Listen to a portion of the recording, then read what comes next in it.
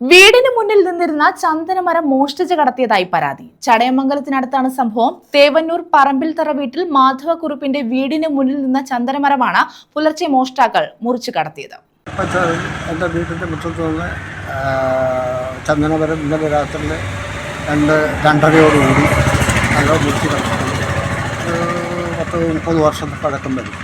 ഒരു 12 അടിയോളം ഉയരം വരുന്ന 60 ഇഞ്ചോളം ചുറ്റോളം ഉള്ളതാണ്. 30 വർഷത്തിലേറെ പഴക്കമുള്ള ചന്ദനമരമാണ് മോഷ്ടിച്ചു കടത്തിയത്. തേവന്നൂർ പറമ്പിൽ തറവീട്ടിൽ മാധവക്കുറുപ്പിന്റെ വീടിന് മുന്നിൽ നിന്ന ചന്ദനമരമാണ് മോഷ്ടാക്കൾ പുലർച്ചെ മുറിച്ചു കടത്തിയത്.